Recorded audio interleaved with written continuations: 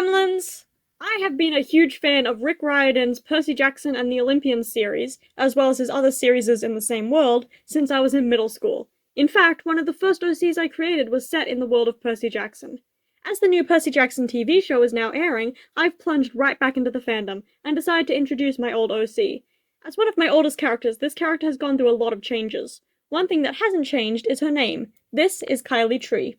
Before I talk about Kylie, I'm going to summarize the concept behind the world of Percy Jackson. However, I highly recommend reading the series for yourself if you are into fantasy or mythology. In this book series, the Greek gods are real. They have moved from place to place since ancient Greece, following the current global superpower civilization. Now they live in the USA. Mount Olympus now floats over the Empire State Building in New York, which is accessible by taking the elevator to the 600th floor, only available to the gods and their children, the demigods. As well as the gods, the Greek monsters also exist, which are a risk to the mortal children of the gods. Those monsters can smell demigods, and that scent is stronger the stronger those demigods are. As the children get older, they are in more danger. To protect and train those children, there is a camp. Camp Half-Blood trains demigods in combat and keeps them safe, unless they have to go on quests. Satyr guides find demigods and bring them to camp, where, if they are lucky, their godly parent will claim them.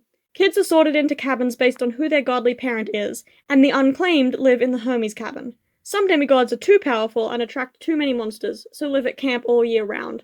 Most demigods train for the summer and live in the mortal world for the rest of the year. When I first created Kylie Tree, I decided that she was a daughter of Demeter, goddess of harvest and plants.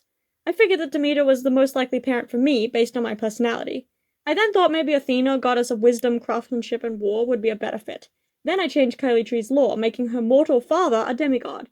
Her father is the son of Athena, who then had a child with Demeter. So Kylie has both wisdom from her grandmother and nature powers from her mother. Later, as I became an edgy teenager and began to lean more into alternative aesthetics, and gained a fascination with death and the idea of memento mori, I decided that instead of being the daughter of Demeter, I was a daughter of Persephone, the goddess of both spring and the underworld. In the world of Percy Jackson, I don't think Persephone had any mortal children, being loyal to her husband Hades, god of the underworld. However, I don't really care. Plenty of people have OCs or are children of Hades, Poseidon, and Zeus, who in the story have very few children for a very specific reason. Therefore, I don't think my character being the daughter of Persephone is that much of a problem.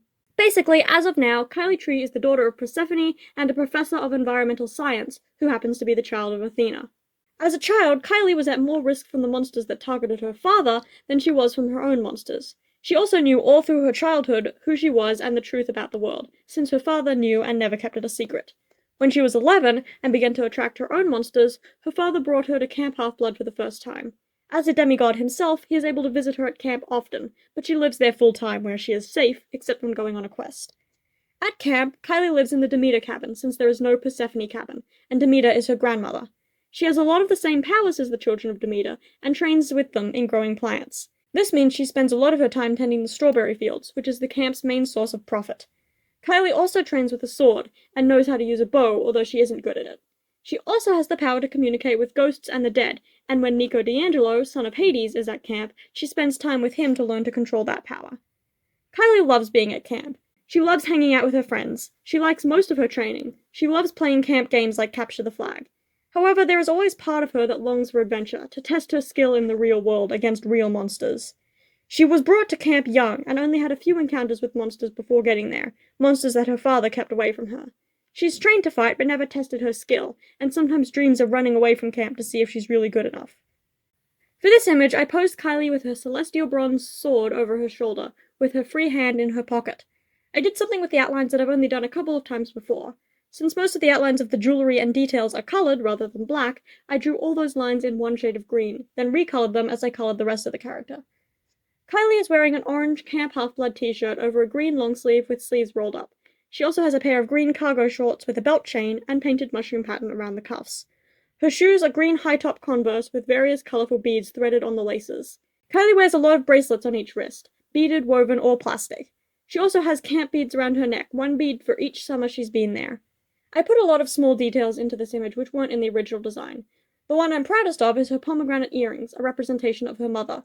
As well as these earrings, she has 2 helix rings on one ear, to lean a bit more into her alternative side. I also gave her thick black eyeliner and a choker with a bottle tab charm. Kylie likes crafting and makes lots of her own jewelry, including her bracelet collection and that choker. I like thinking that Kylie also makes bracelets for her friends, and that her friends give her bracelets in return. Finally, I gave Kylie a band-aid on her knee. Camp Half-Blood might be the place demigods go to be safe, but between training to fight monsters and general shenanigans, camp isn't perfectly safe. Of course Kylie would have some random scars and injuries. Demigods can use ambrosia, the food of the gods, to speed up their healing, but camp wouldn't waste ambrosia on a scraped knee. So, once again during filming, my computer glitched out, and I lost about an hour of recording, all while I was trying to shade this image. Sorry about the lost progress, this image just visually jumped from being completely flat to being half-shaded with no in-between. I gave this image more intense shading and lighting than I normally would. I tend to put more time into the environment of my OC drawings than I do my other character design videos. This also makes the drawings take longer. I had trouble with the shading of the skin. My first round of shading looked too orange to me, so I tried to cool it down to match my own skin tone more closely. However, then it began to look sunburned, or too dark, or too purple. Finally, I ended up playing with the color levels to make the shadows bluer and the highlights more yellow, to make the image look warmer and sunnier, and also to fix that skin. It isn't perfect, but I had to leave it as it is and move on. Before I move on to the background, I wanted to mention what I was listening to while I worked. I always have something going on in the background while I draw, and don't usually mention it, but for at least half of this drawing, very thematically, I was listening to the audiobook of The Tower of Nero, which is a book by Rick Riordan set in this world, the third series he has written that featured the characters introduced in Percy Jackson and the Olympians. I split the background into two parts. The foreground is a hill where Kylie is standing. Then, behind that, there is another hill with the small figures of campers running around on it. The foreground has outlines while the background does not. In the foreground, the hill is grassy, and there is a Greek marble column with vines growing on it. Visible beyond that is the camp woods and the pine tree that marks the border between camp and the mortal world. There are a few pairs of campers going about their daily life. One pair is preparing to train in fighting, one in full armor with a spear, the other with a sword. Another pair are just running around. Finally, near the woods, I put the characters from the book series, Will and Nico. Will is probably chiding Nico for overworking himself. In the sky, a Pegasus flies.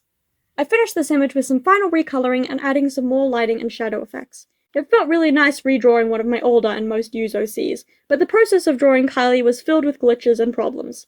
My tablet has been misbehaving, and as I mentioned before, Photoshop fully failed at one point. Despite all that, I love how this image came out. I hope you all like it too.